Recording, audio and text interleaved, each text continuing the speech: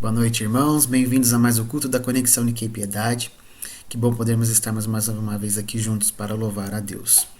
E antes de iniciar nosso louvor de hoje, vamos baixar nossas cabeças e orar. Querido e amado Deus, agradecemos pois em nosso país temos a liberdade de te louvar e te adorar em qualquer lugar. Permita, Senhor, que através da tecnologia o Senhor possa nos conectar e permanecermos juntos, Pai. Peço que não tenhamos problemas com a conexão de ninguém e que todos estejam alegres e contentes por este momento, Pai. Essa é a nossa oração, Senhor Deus.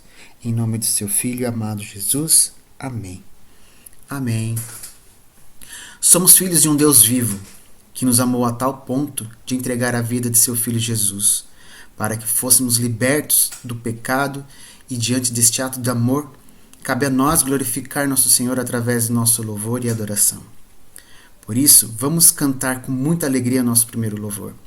Amém?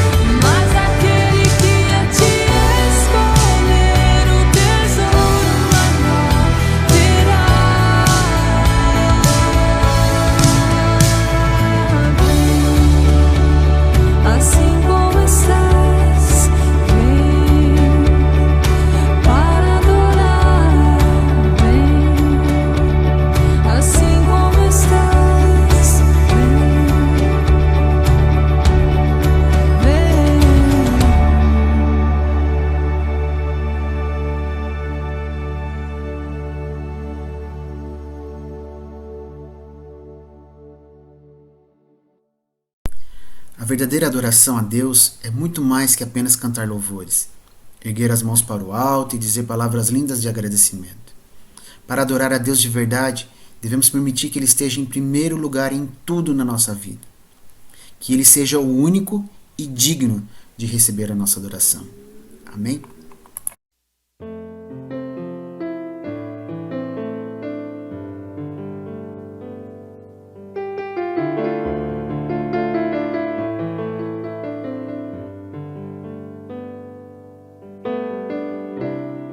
ao que está sentado no trono, reinando soberano,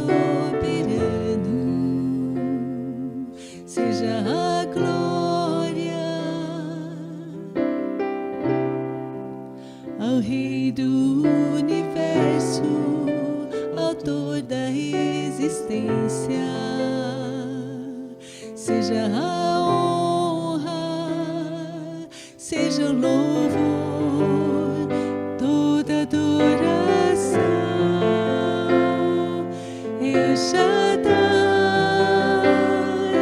Adonai, Tu és o único Senhor, Tu és o único Senhor, Criador da terra, céu e mar. Tu és o único Senhor, Tu és o único Senhor, na revelação de quem Tu és, eu posso descansar, eu posso adorar, pois o meu maior tesouro é te chamar de Pai, Abba, Pai.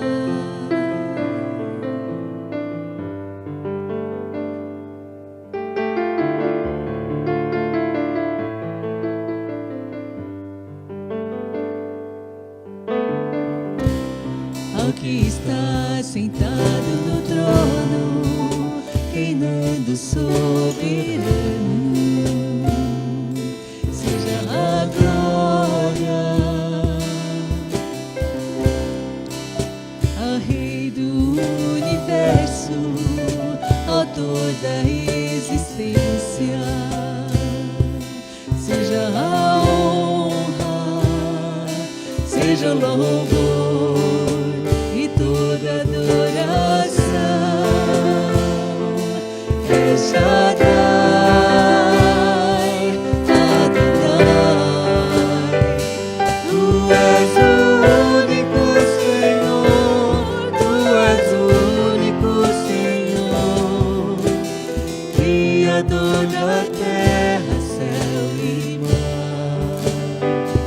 Tu és o único Senhor, Tu és o único Senhor, na revelação de quem Tu és, eu posso descansar, eu posso adorar,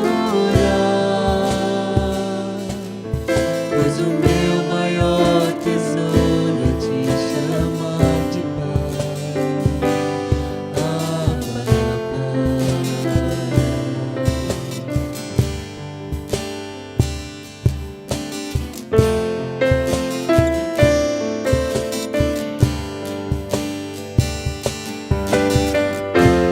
Maravilhoso conselheiro, Deus santo, justo e verdadeiro, Ele que era, que é e que há de vir, de eternidade a eternidade, nunca se ouviu falar de um Deus assim, Alfa e Ômega, princípio e fim, meu Pai que se inclina pra cuidar de mim. Meu Deus, Tu és o único Senhor, Tu és o único Senhor, Criador da terra, céu e mar. Tu és o único Senhor, Tu és o único Senhor, na revelação de quem Tu és, eu posso descansar, eu posso adorar, pois o meu maior tesouro é te chamar de Pai, pois o meu maior tesouro é te chamar de Pai, Abba, Pai.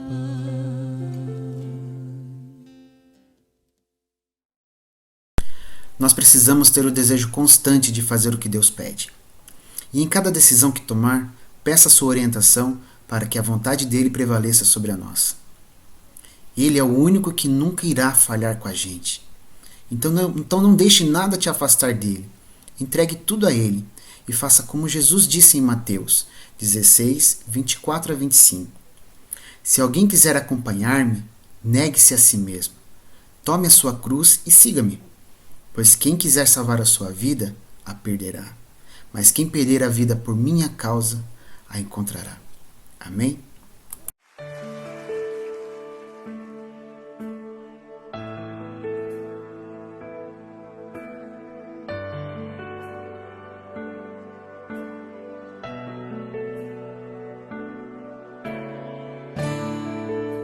Te dou meu coração e tudo que há em mim. Entrego meu viver por amor a ti, meu rei. Meus sonhos rendo a ti e meus direitos dou. O orgulho vou trocar pela vida do Senhor.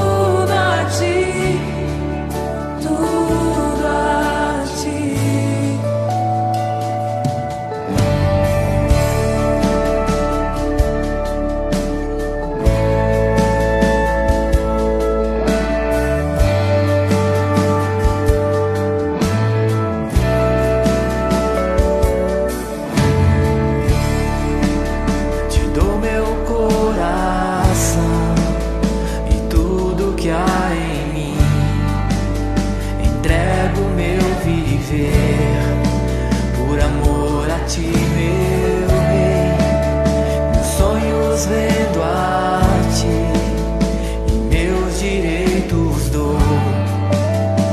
Orgulho vou trocar pela vida do Senhor. E eu entrego tudo a ti.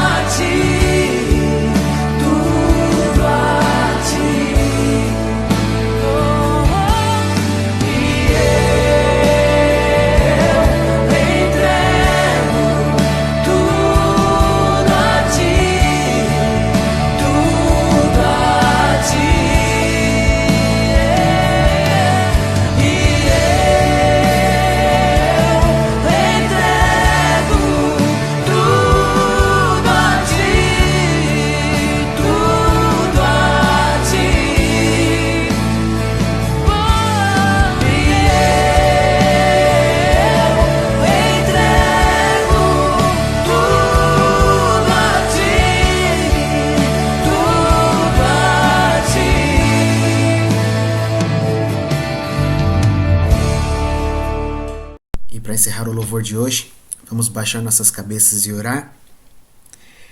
Te adoramos, Senhor.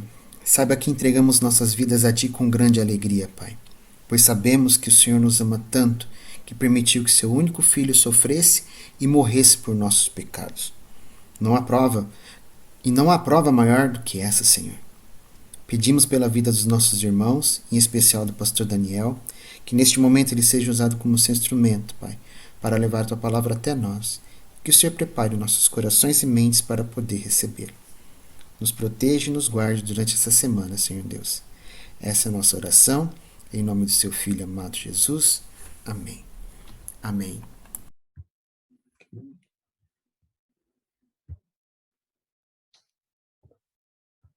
Boa noite. Oi. Pastor Daniel está pronto. Tá. Boa noite. Hoje a gente vai estudar, dando continuidade ao livro de Romanos, o capítulo 4.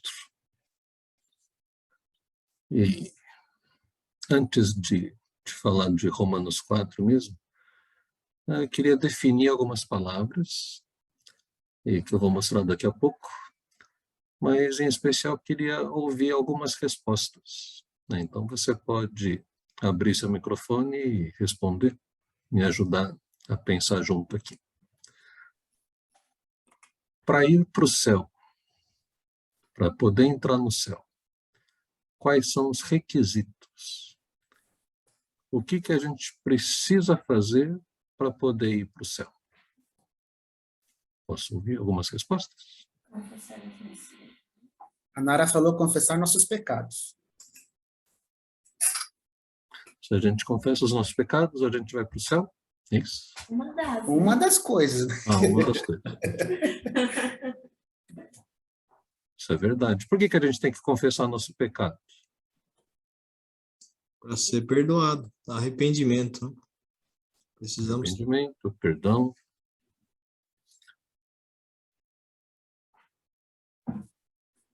Por que Deus perdoaria o nosso pecado? Como eu coloquei na música agora, porque ele nos ama muito, acredito eu, pelo seu grande amor por nós. Tá. Então vai todo mundo para o céu. Não. Aqueles que se arrependerem dos seus Ele só pecados. ama alguns. Acho que o Tadashi está querendo responder aqui. Okay. Nascer de novo. Nascer de novo. Ok, uma boa resposta. Mas o que quer dizer isso? O que a gente tem que fazer? A gente tem que nascer de novo. Tem que aceitar Jesus como nosso Salvador. Acreditar em Jesus como nosso Salvador. Então, se você chegar lá na porta do céu, vão perguntar para você, você acreditava em Jesus como seu Salvador? Aí você fala, sim. Aí você entra?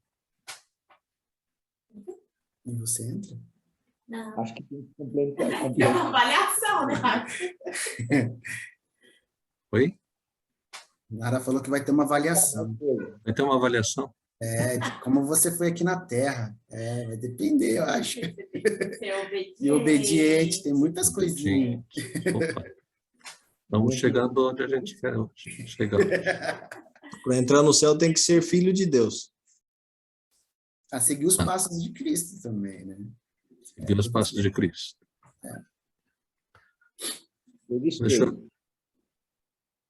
Você tem que confiar que Jesus é seu Salvador e tem que obedecer à lei. É isso? Sim. Só confiar que Jesus é seu Salvador não é suficiente. Não. Vai depender das suas ações também, né? Não só confiar, não. Tem que fazer também, tem que obedecer as suas ações que vão dizer. Então, a gente vai falar sobre todas essas coisas num capítulo só. Um capítulo meio comprido, são 24, 25 versículos. A gente não vai ficar lendo um por um, mas eu queria pensar em alguns critérios, alguns conceitos, antes de ir para esses versículos. Deixa eu ver aqui se...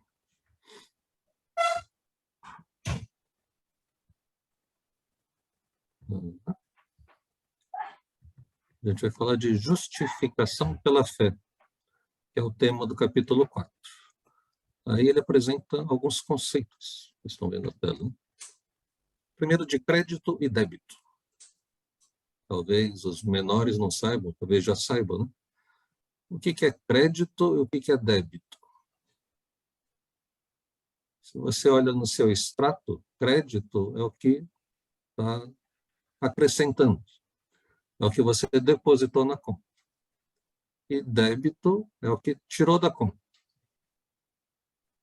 Então, alguns entendem que para você ir para o céu, o seu crédito tem que estar positivo. Porque se o crédito estiver negativo, se teve mais débitos, se você cometeu mais erros, pecou mais, então aí não adianta você ter aceitado Jesus. Outro conceito, a gente vai ver melhor cada uma dessas coisas. Qual que é a diferença entre salário e presente? Salário é o que a gente ganha depois que trabalhou. Você trabalha e aí você recebe o salário. Agora, se você ganha um dinheiro que você não trabalhou para ele, aí é um presente. Então, uma das ideias que vão ser desenvolvidas é que se você trabalha, o seu salário é uma dívida de para quem você trabalhou. O Alex trabalha ali para Kaiowás. Se ele trabalhou direitinho, ele recebe o salário. Se ele ficar faltando muito, não vai receber o salário. Se ele trabalha e faz hora extra, além do salário, recebe um bônus. Só que esse bônus também não faz parte de um salário. Já estava combinado, se trabalha mais. Agora, se no mês de aniversário dele ele ganha mais um salário, isso não estava no contrato. Aí é um presente. Agora, se ano que vem o chefe dele, o patrão dele, não der esse presente para ele, tudo bem. O patrão não estava devendo isso. Foi um presente. Agora, se o patrão não pagou o salário, aí ele está em dívida. Ele precisa pagar essa dívida. Acho que isso é importante a gente entender e vai fazer mais sentido quando a gente lê o texto. Aí outros conceitos, né? Um é circuncisão. Circuncisão, acho que a gente já falou, eu inclusive que falei, né? Que é uma operação, uma cirurgia pequena que é feita ali nos meninos, que era a demonstração de que aquela pessoa pertencia ao povo de Deus, ao povo dos judeus. E aí tem esses outros dois termos, justificação, já que a gente vai falar de justificação pela fé, então justificação é tornar justo, considerar justo. Sabe quando você faltou no dia da prova, né, quem está estudando, como que faz para ter outra chance para poder fazer prova de novo? Você tem que justificar a sua falta. Tem que mostrar ali para o professor que você faltou por uma boa razão. E aí o professor considera justa a sua falta e te dá a oportunidade de fazer outra prova. Então, vai considerar, vai tornar justo. Só que quando a gente fala aqui de justificação pela fé, a gente está falando de pessoas que vão poder entrar no céu. No céu não entram pecadores. O pecado não pode entrar no céu. Então, no céu só podem entrar os justos. Como que faz isso? Ninguém é muito justo, né? Ninguém é completamente justo. A gente conhece pessoas boas. E a gente vai ver especialmente o exemplo de Abraão, que a gente conhece ele como o pai da fé. Mas ele é o pai da fé, mas não quer dizer que ele foi 100% um homem de fé o tempo todo. Porque a gente sabe que na caminhada dele, ele teve dúvidas. Ele tentou dar um jeitinho na promessa de Deus e teve até um filho com uma outra mulher com o consentimento da esposa, mas não era esse o plano de Deus. Aliás, esse mesmo Abraão, chamado de pai da fé, por 2 vezes, quando ele saiu ali, estava em outro país, ele mentiu dizendo que a Sara era irmã dele, porque ele achava que, como a Sara era muito bonita, se eu falasse que era esposa dele, podiam querer matar o Abraão para ficar com a Sara. Então, Abraão, né, embora Sara fosse meia-irmã dele, mas ele falou uma meia-verdade, né? Não falou que a Sara era a esposa dele. Então, Abraão duvidou, tentou fazer as coisas do jeito dele, mas, olhando o todo, no fim ele confiou em Deus. Ele não perdeu a fé de que Deus podia fazer aquilo que humanamente era impossível. E a gente vai ver nesse capítulo esse termo de atribuir justiça. Justiça colocada noutra pessoa. O termo de teologia, justiça imputada. Uma teologia que ficou uma justiça que não é sua, mas que foi grudada em você por causa de Deus. Então, Jesus, que é o justo, né, o único que é justo, a gente conhece lá de 1 João 1,9, né? Começamos falando sobre confessar nossos pecados. 1 João 1,9 diz, se confessarmos os nossos pecados, ele é fiel e justo para nos perdoar e nos purificar de toda injustiça. Então, quando fala que Jesus é fiel e justo, a ideia do justo é que ele é o único que tem justiça nele mesmo. Então, quando a gente confessa o nosso pecado para Deus, ele empresta a justiça dele para a gente. E ele nos considera justos. Isso é uma coisa incrível, né? Então, Deus nos justifica. Não por aquilo que nós fizemos, mas por causa daquilo que Jesus fez. E o último aqui é fé. E a gente vai falar sobre a fé um pouco mais para frente. Vamos ler o texto aqui de Romanos 4, a partir do versículo 1. E diremos então a respeito de Abraão, nosso pai segundo a carne, o que foi que ele conseguiu? Porque se Abraão foi justificado por obras, tem do que se orgulhar, porém não diante de Deus. Pois o que diz a Escritura? Ela diz, Abraão creu em Deus, e isso lhe foi atribuído para a justiça. Ora, para quem trabalha, o salário não é considerado como favor, mas como dívida. Mas para quem não trabalha, porém crê naquele que justifica o ímpio, a sua fé lhe é atribuída como justiça. Então, parece meio complicado aqui, mas Paulo está falando para a igreja de Roma, para os judeus, né? Lembra que o começo do livro de Romanos, do capítulo 1, ele fala assim, olha, os pagãos, eles não têm como chegar até Deus. Eles são idólatras, eles mudam a verdade, eles não têm como chegar até Deus. Aí no capítulo 2 ele fala assim, as pessoas que são moralistas, né, que falam assim, não pode roubar, quem roubar vai para o inferno. Então, mas essas mesmas pessoas, elas roubam. Paulo está escrevendo aqui. Então não adianta você saber o que é certo e fazer o que é errado. Isso não justifica você. O fato de saber não torna você uma pessoa justa. E no capítulo 3, ele fala dos judeus. Os judeus receberam a promessa de Deus, a lei de Deus. Mas ele vai argumentar também, olha, não adianta você ter a lei de Deus e só.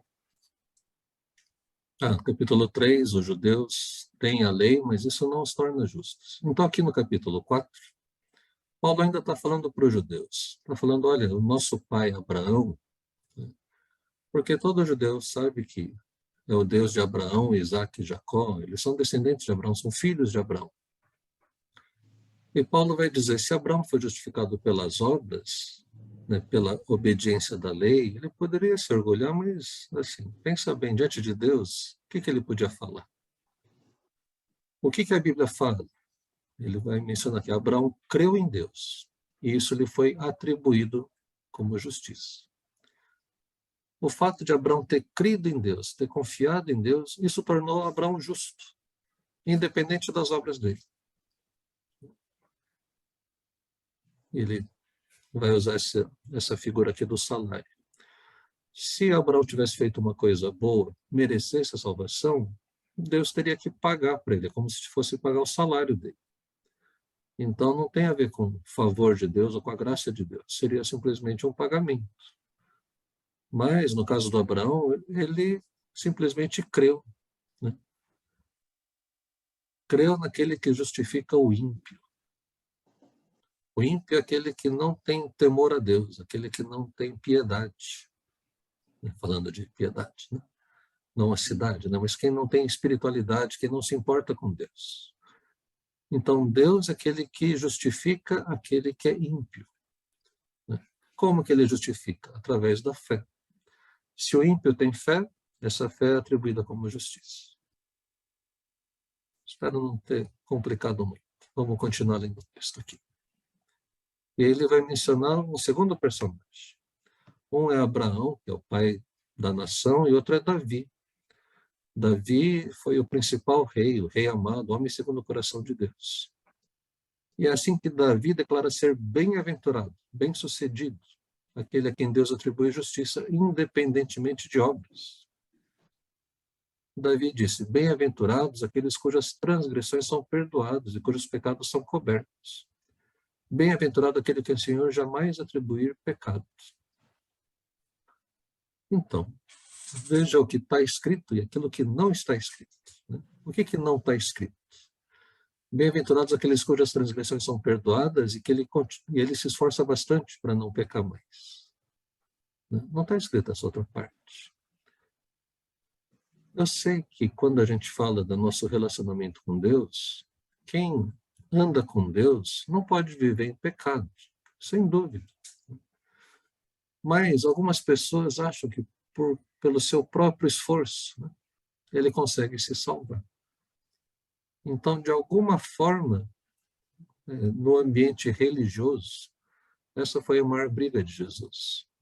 Porque aqueles que eram religiosos achavam que estavam salvos porque eles faziam boas obras. Pelo menos eles entendiam que faziam boas obras o bastante para poder ganhar a sua salvação. E aí, quando Jesus estava junto com cobradores de impostos, que eram pessoas muito mal vistas pela sociedade, estava junto com prostitutas, aí esses religiosos falavam, esse Jesus, ele é beberrão, ele anda com gente, assim, gente baixa, gente que não presta, então Jesus não presta também. Aí Jesus vai dizer, viu, eles sabem que são pecadores e por isso podem ser salvos. E com isso estava querendo dizer para esses religiosos, vocês acham que não precisam de salvação, porque vocês acham que já cumprem a lei e isso é suficiente para a salvação de vocês. E o que a gente aprende disso? Que a nossa religiosidade não é suficiente para a nossa salvação. Na verdade, ela atrapalha a nossa aproximação com Deus. Nós somos salvos porque recebemos de graça. Os que confiam em Deus, A gente vai ver isso mais destacadamente ali para frente. Mas é porque Abraão creu, então isso o tornou justo. Mas vamos continuar aqui. Paulo continua perguntando, essa bem-aventurança do perdão dos pecados dos ímpios, vem apenas sobre os circuncisos, sobre os judeus, aqueles que fazem parte da aliança?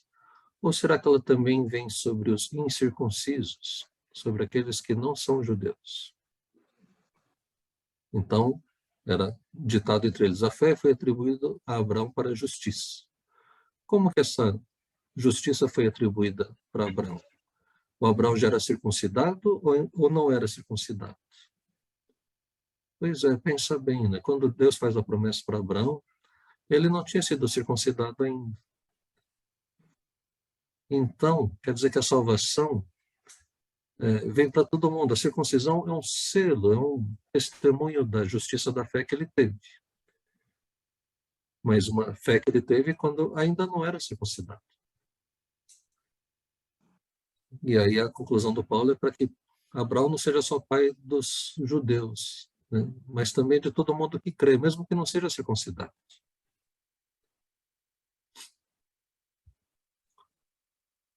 Versículo 13. A promessa de que ele seria herdeiro do mundo, né?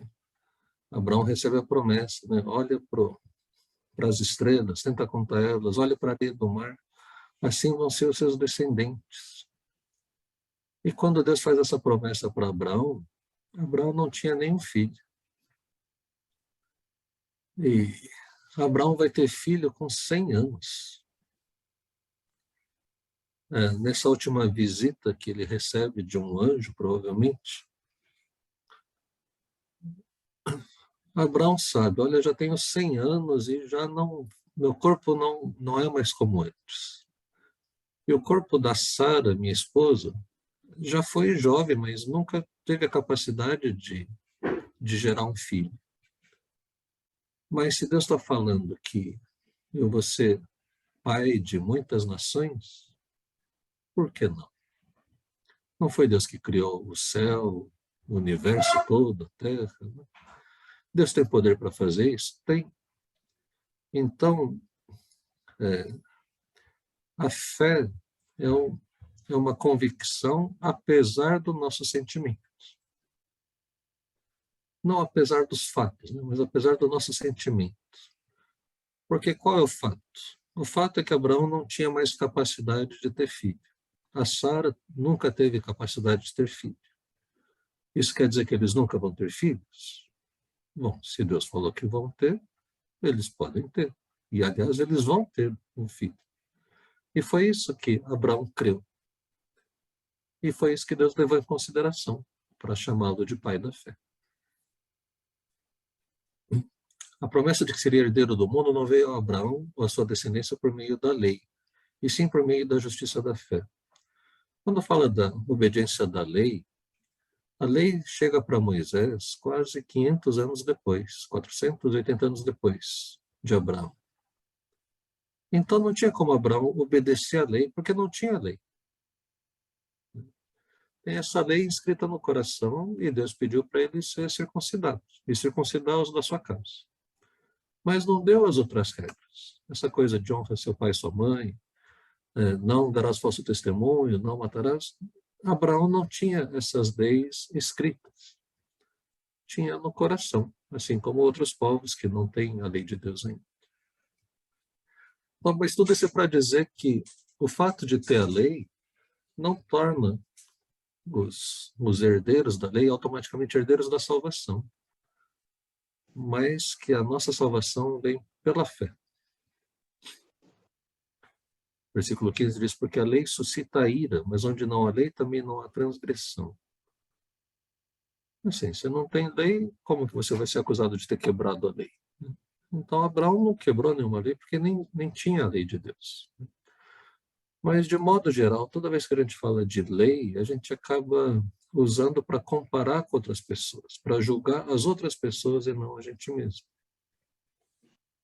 O Timothy Keller usa o seguinte exemplo, né? Se você está num... Aliás, ele usa um exemplo que é mais americano. Eu vou usar um outro exemplo. Se você está na estrada, está dirigindo, você não sabe a velocidade da estrada, porque não tem nenhuma placa que fala velocidade. E você passa ali, levou uma multa. Transgredi sem saber. Sou transgressor também. Mas se tem uma placa dizendo a velocidade máxima é 80 e eu estou a 120, quando eu recebo a multa, eu sou duplamente culpado. Porque eu quebrei a lei e eu sabia que a lei existia, que eu não podia quebrar essa lei. Então, nesse caso, se não tem lei, então tudo bem, mas se tem lei e você conhece a lei, está falando para os judeus, você conhece a lei e não obedece a lei, então você é um transgressor dos piores. É do 16 e 17. Essa é a razão porque provém da fé a nossa salvação, para que seja segundo a graça, a fim de que a promessa seja garantida para toda a descendência. Não somente a descendência que está em regime da lei, mas também a descendência que tem a fé que Abraão teve. Porque Abraão é pai de todos nós, como está escrito, eu constituí por pai de muitas nações. Diante daquele em quem Abraão creu, o Deus que vivifica os mortos e chama à existência as coisas que não existem. Então, Abraão creu, né? E está falando diante de Deus, o Deus que vivifica os mortos. Né? Certamente, Paulo está falando de Jesus. Deus pode dar vida, tanto para aquele que nunca teve filho, pode gerar uma vida, assim como ele pode devolver a vida, né, àqueles que morreram.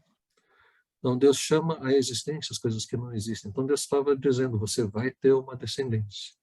Ela não existe ainda, você não está vendo, você sente que não pode ter, mas se você confiar, você vai ter essa descendência. Era a promessa para Abraão. Então, Abraão, esperando contra a esperança.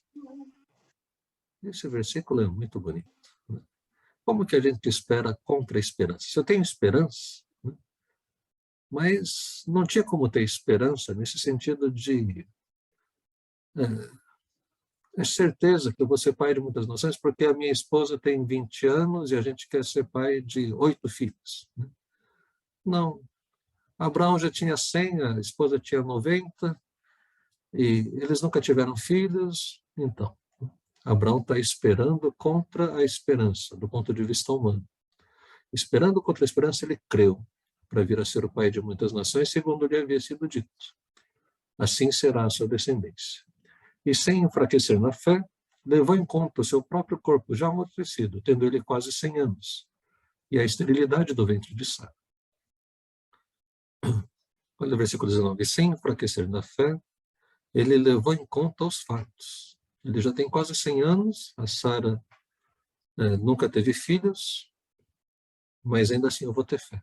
Não duvidou, por incredulidade da promessa de Deus, mas pela fé se fortaleceu, dando glória a Deus, estando plenamente convicto de que Deus era poderoso para cumprir o que havia prometido. Então, isso que eu falei no início, né, que não duvidou, né, da promessa de Deus. Assim, ele nunca duvidou, mas não quer dizer, né, que ele foi 100% o tempo todo. E acho que isso serve de consolo e serve para a gente também ajustar nossas expectativas. É claro que Deus espera que a gente tenha uma vida exemplar, uma vida cheia da presença de Deus, mas não depende da gente o tempo todo. Pode acontecer de a sua fé dar uma vacilada, olhando para as circunstâncias. Mas Abraão serve de exemplo para a gente, serve de pai da fé, porque ele esperou contra a esperança. Ele sabia da condição dele, e ainda assim ele creu em Deus. Eu sei que hoje em dia tem muitas promessas, que o pessoal fala, não, Deus prometeu tal coisa. Nem sempre Deus prometeu as coisas que as pessoas dizem que Deus prometeu. Mas se Deus prometeu de fato para você alguma coisa, Ele certamente vai cumprir. Então não duvide, né? Tenha essa fé. E termina aqui dizendo assim também, isso lhe foi atribuído para a justiça. E as palavras lhe foi atribuído foram escritas não somente por causa dele, mas também por nossa causa, visto que a nós igualmente nos será atribuído, a saber, a nós que cremos naquele que ressuscitou dentre os mortos a Jesus, nosso Senhor, o qual foi entregue por causa das nossas transgressões e ressuscitou para a nossa justificação. Muitas palavras que repetem, né? Mas assim, Jesus ressuscitou para a nossa justificação. Ele é o justo. Ele venceu a morte, por isso foi considerado justo. E ele, sendo justo, ele empresta a justiça dele para a gente. É como se emprestasse um paletó ali que quem tem aquele paletó pode entrar.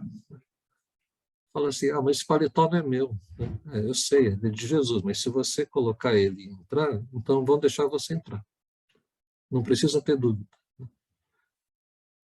Mas a maioria de nós, por já estarmos na igreja há um tempo, né, por pensarmos, né, e às vezes com razão, porque a gente quer levar Deus a sério, a gente faz coisas para o reino de Deus.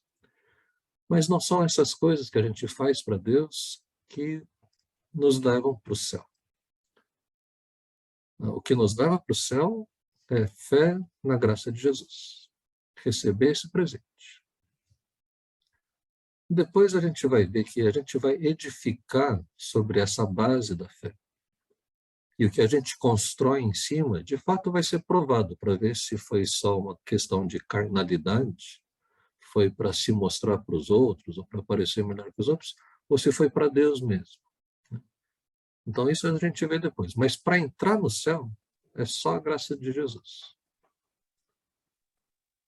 Então a gente confessa o nosso pecado, né, reconhece que é pecador, a gente precisa buscar a Deus, né? Não é assim, Deus ama o mundo todo, então todo mundo vai ser salvo. Ou o outro lado, né? A gente fala assim, só alguns são escolhidos. Então, quem Deus escolheu vai para o céu, quem Deus não escolheu vai para o inferno. Deus nos escolheu em Jesus. Jesus é o eterno. Se você tem Jesus, não tem como ir para o inferno. Você vai para o céu. Se não tem Jesus, não tem como, né? Ah, mas eu me esforcei bastante. Tudo bem, mas você errou um monte também. Quando põe na balança, você não passa. Então, a nossa fé é esse exercício de confiar em Deus. Confiar que é Deus que faz o processo de salvação. Tem até um termo estranho que fala confiar na nossa confiança, né? O termo fé, hoje em dia, ficou um pouco banalizado, assim, o pessoal usa em vários lugares. Então, fala assim, tenha fé. Ter fé em quê? Em quem? Não, é só ter fé que vai dar tudo certo. Então, é quase como se fosse pensamento positivo. Mas quando a gente está falando de salvação, não é fé nesse sentido de pensamento positivo, torcer para dar certo, né? Tomara que eu seja salvo, né? Deus me ajuda, não deixa eu me perder, deixa eu ser salvo. Então, Deus vai deixar você ser salvo se você entrega a sua vida para Ele. Então, aqui Paulo está fazendo um contraste entre obediência à lei e confiança no sentido de entrega. Deixa eu usar um outro exemplo que talvez ajude. Quando o pessoal que dirige não sabe para onde está indo, às vezes usa um aplicativo no celular, chama Waze. Quem aqui já foi salvo pelo Waze alguma vez? Né? Amém? Então, o Waze, você tem que ter fé no Waze. Porque você não está vendo. Ele fala assim, ó, daqui a 800 metros está interditado ali. Não tem nenhuma placa dizendo que está interditado, mas o Waze está falando que está interditado. Entra à direita aqui. Aí, se você acreditar no Waze, e às vezes, né, a maioria das vezes ele está certo, de vez em quando não está. Né? Mas se você tiver fé, quer dizer, eu vou seguir essa orientação, então eu vou entrar para a direita. E aí, muitas vezes a gente é salvo pelo Waze, né? A gente se livra de congestionamentos e de lugares interditados. Então, a fé em Jesus é mais ou menos assim. Você fala, eu tenho fé, então siga as orientações dele. Mas assim como no Waze também, né? Muitas vezes eu olho ali e falo, não é possível, está mandando para cá, eu não vou para cá não. Eu vou manter esse lado. No caso do Waze, às vezes eu estou certo. Mas já aconteceu de eu insistir, falando, não tem que ir por aqui, e aí para tudo ali o trânsito na frente. Então, na nossa caminhada com Deus também é mais ou menos assim. A gente tem que decidir se a gente vai ouvir a Deus ou não. Se você decidiu seguir a Deus, seguir a voz dele, então siga e você vai terminar bem. Então, essa confiança em Deus, né, é essa confiança de seguir aquilo que a gente está ouvindo e está aprendendo. Fechando aqui, voltando à questão do critério para a gente entrar no céu. Se o nosso critério para entrar no céu é confiança em Deus, é seguir a orientação dele. E ele fala que não tem nenhum outro caminho, não tem nenhum outro nome pelo qual importa que a gente seja salvo, não tem nenhum outro caminho que leva até Deus.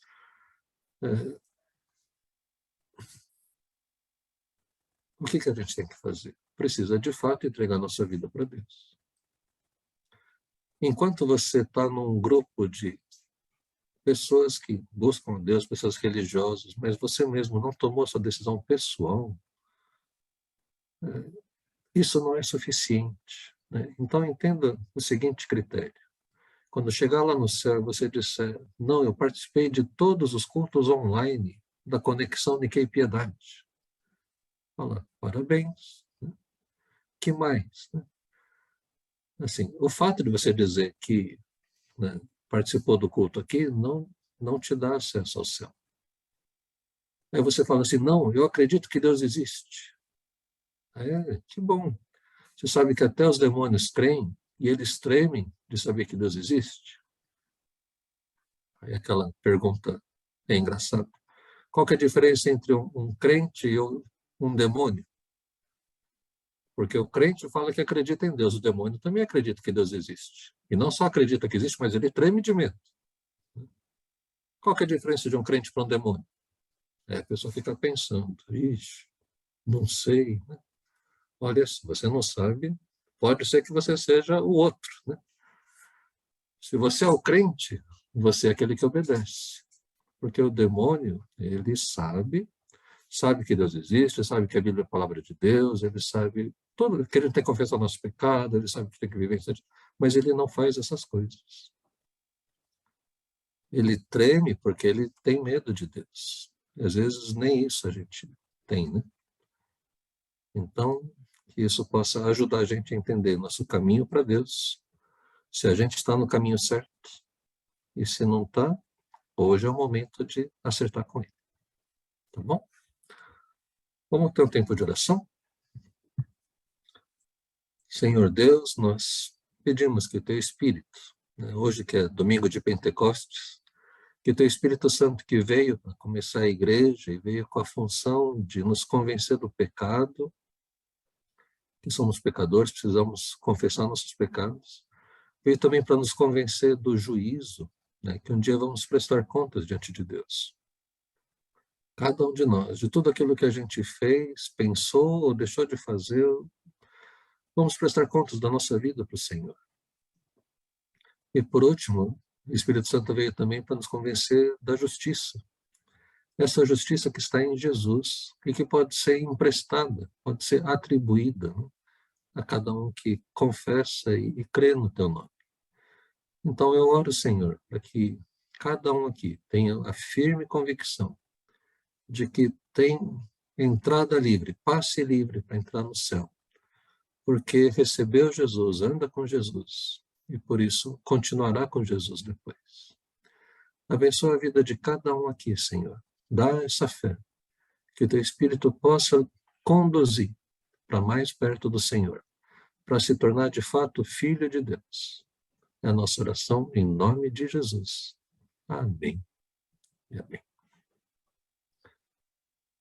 A gente vai ter o tempo da Santa Ceia, né, a Ceia do Senhor, né, um memorial que foi instituído pelo próprio Jesus, que tinha um jeitão no tempo de Jesus, depois na igreja de Corinto ficou um pouco diferente, e hoje é uma outra coisa, né?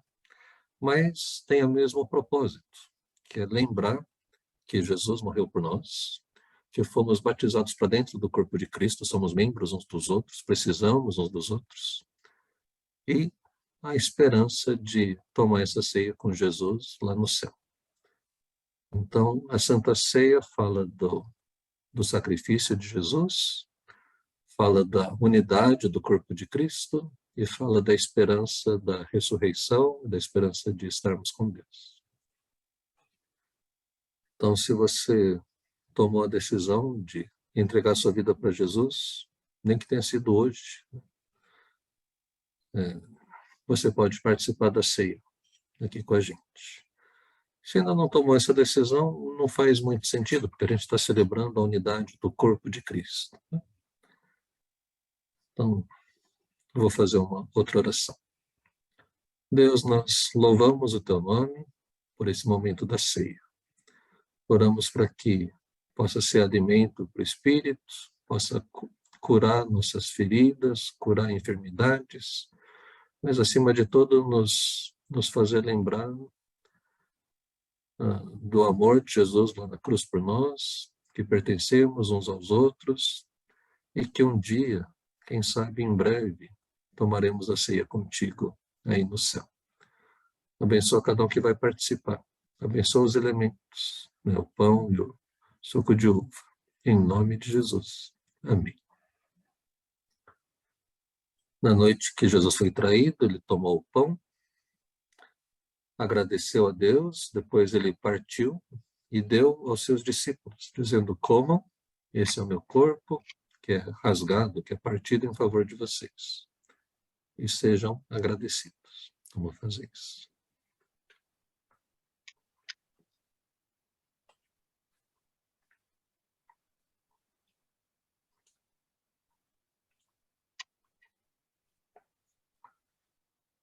Depois de cearem, Jesus pegou o cálice e disse: esse cálice é a nova aliança feita no meu sangue. Cada vez que vocês comem e bebem, vocês anunciam a morte do Senhor até que ele venha. Então, Maranata, né? Vem, Senhor Jesus. Vamos tomar.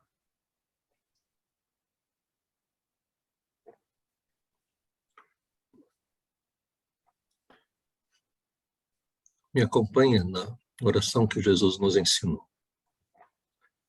Pai nosso que estás nos céus, santificado seja o teu nome.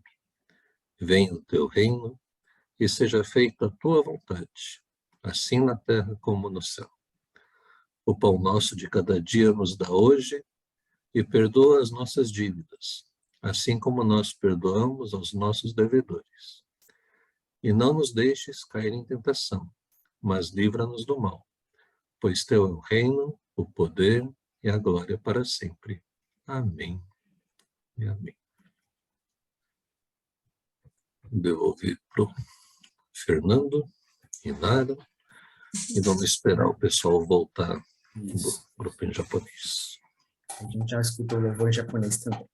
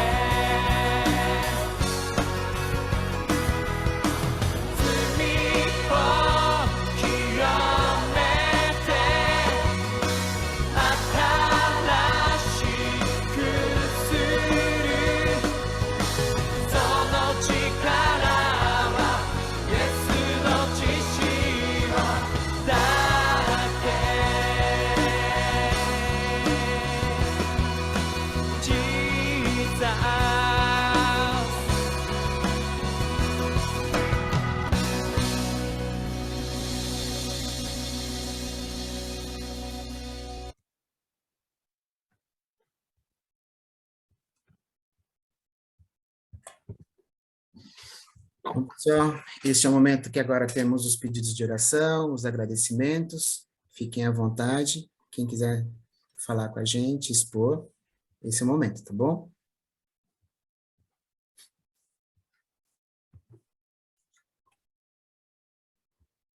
Boa noite. Boa noite. Rick? Gostaria que orem por nós, por Nayara e por mim. Nayara está com gripe, já se está recuperando. A gente está afastado, né? Estamos dormindo separados e tudo, né? E parece que eu também estou pegando gripe, parece. A gente pegou semana passada e, bom, orar por isso, né? Para que a gente possa melhorar. Nayara parece que já está melhorando, mas eu estou começando a ter dor de garganta. Tá bom? Tá bom, Rick. Mas o corpo está bem, e Nayara não tem febre, não tem mal-estar, só é catarro, né? Sintomas de gripe mesmo. Tá bom. Vamos orar. Também, gente. Ivan. A minha família está passando por uma situação bem difícil, assim, em questão de saúde, né? Igual a gente já vem falando nos outros cultos, o meu pai, a gente acredita que já tenha descoberto o que é uma alergia medicamentosa que ele teve, né? Então, ele teve cresceu um edema no rosto, então, em volta dos olhos, assim, bem feio mesmo. Mais pro emocional dele, porque as pessoas acho que não entendem muito, acabam fazendo muita piada. Ele até parou um pouco de ir para o serviço, assim, pelas pessoas, ele já está há um tempo com isso, e mesmo assim continuar no mesmo processo de tiração de sarro. Então, ele está um pouco, assim, deprimido. E ele sempre foi uma pessoa muito alegre, assim, muito confiante, com bastante fé, e eu sinto que ele está um pouco abalado. Então, pedi para Deus revitalizar as forças dele, que agora que a gente descobriu o que é, ele está fazendo tratamento, e eu creio que logo vai vir a cura. E a minha avó, a mãe dele, descobriu que também está com um tumor, né, no cérebro. É benigno, né, graças a Deus, precisa fazer uma cirurgia, mas mesmo assim, né, a gente fica bastante preocupado, ele também com essa doença, e aí a mãe, assim, também. Então, a nossa família está bem abalada, assim, psicologicamente por causa dessas coisas, mas eu creio que Deus vai dar vitória para a gente, então vou pedir oração por isso. Como que é o nome do pai e da sua avó? O do meu pai é Evando, e da minha avó é Maria do Rosário. Maria do Rosário. Ok. Obrigada. Nada, eu que agradeço. Mais alguém?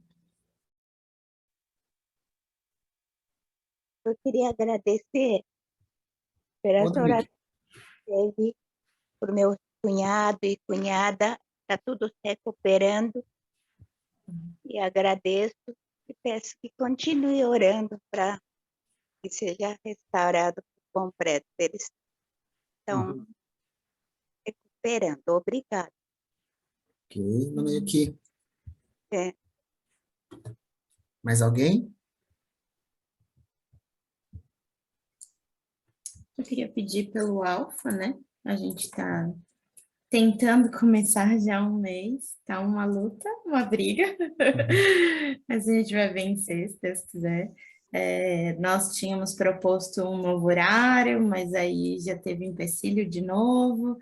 Então, assim, a gente está pensando qual a melhor forma, como se organizar, né? Nós queríamos começar já no próximo domingo, mas aí tem uma das meninas de um dos casais, né, que treina flag, é dia que tem jogo, aí volta tarde, né? Então, para que Deus nos dirija o melhor dia, o melhor caminho, o melhor horário, para que a gente ofereça, todo mundo diga vamos, né? Então, orar também pela minha família, que continua abalado. Semana passada, semana retrasada, minha mãe ficou bem instável, acho que deu até uma surtadinha, assim, me preocupou bastante, me magoou bastante, porque daí caiu tudo em cima de mim, né? Então, que Deus a sustente, a acalme, né? Ensine a lidar com as coisas.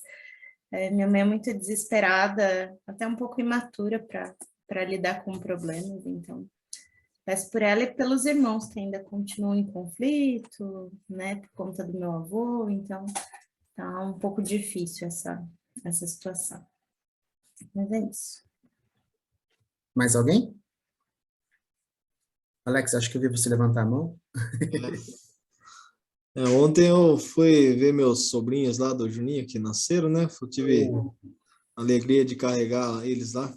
E muito contente por eles, né?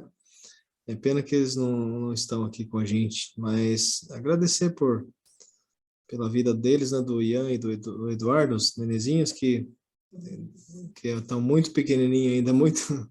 Tá com 2 quilos e acho que 200, 2 quilos, mais ou menos isso.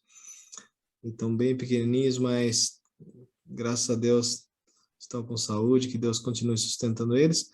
E pedir oração pelo meu sogro, né? Meu sogro e minha sogra, que moram aqui com a gente, né? Que eles têm, hoje não estão aqui, mas quando eles estão aqui, eles têm participado com a gente do culto, mas a gente vê que a religiosidade ainda tem difícil para eles abrir mão da religião que eles têm a vida toda, né? Às vezes eles falam, acho que tá tudo bem, e meu sogro eu sinto que agora, tava até falando com a Lu hoje, sinto que eu tenho que focar nele aqui para falar de Jesus para ele e dar essa chance para ele tomar uma decisão, porque a idade está chegando, né? E às vezes não podemos deixar passar essa oportunidade que enquanto estamos aqui, né, a porta da graça está aberta, né? Então eu quero que vocês olhem por ele, pelo meu sogro, né, que eu vou fazer de tudo aqui para ter tempo com ele, tempos de evangelismo aqui com ele, né, que ele abra o coração para Deus, tá bom? Meu sogro se chama João. Dona Helena, né? João e Helena, isso mesmo. Mais alguém? Não? Então, vamos baixar nossas cabeças e orar. Querido Deus, graças te damos por tudo que temos, Pai. Por tudo que o Senhor tem a nos proporcionar e que o Senhor irá nos dar, Pai. Em especial pedimos agora, Pai, pelo Rick, que pela saúde dele, pela saúde da Nayara, que também já tire essas enfermidades deles, Pai. Pedimos também pela família da Fran, pelo seu pai Vando, pela doença que agora está sendo diagnosticada, que já vai ser curado, mas também que também cuide do coração e da mente dele, Pai, para que o Senhor revitalize suas forças, para que ele possa passar por mais essa etapa que o Senhor está proporcionando a ele, que ele saia mais revigorado também, Senhor. Pela sua avó, Dona Maria do Rosário, que vai passar por uma cirurgia, que também o Senhor esteja guiando as mãos dos médicos, para que tudo ocorra bem também, Senhor. Pedimos pelo Grupo Alfa, Nara, eu, pedimos pelo Grupo Alfa, que o Senhor nos direcione, nos dê sabedoria, nos dê paciência, nos dê forças, para que a gente possa ter o momento certo, Pai. Sabemos que não é o nosso, é o seu, é o do Senhor. E estamos aguardando que o Senhor nos mostre o caminho e o horário e a hora certa para que a gente comece o Grupo Alfa. O Adonai agradece pela saúde e recuperação da cunhada, do seu cunhado. Também pedimos pelo Alex, pela vida do Ian e Eduardo, que estão aí bem pequenininhos, estão crescendo, e se Deus permitir, terão muitas forças, saúde, e que o Senhor esteja protegendo a família também deles, o nosso amigo, meu irmão Juninho, da esposa, enfim, de todos da família, Pai. Que o Senhor esteja à frente também, Pai, do Alex, esteja guiando, assim, que o Senhor instrua para que ele possa falar de Ti, seu sogro, seu João, esteja protegendo, esteja dando direcionamento, dando sabedoria para conversar com ele sobre Ti, Pai, que mostre e que ele possa aceitar a Ti, Pai, com grande alegria. Mesmo para a dona Helena, que também o Senhor possa estar protegendo, guardando de todas as enfermidades que possam surgir também, Senhor. Nos proteja, Pai, nos guarde, nos ilumine durante essa semana, Pai. Essa é a minha oração, em nome do seu Filho amado Jesus. Amém.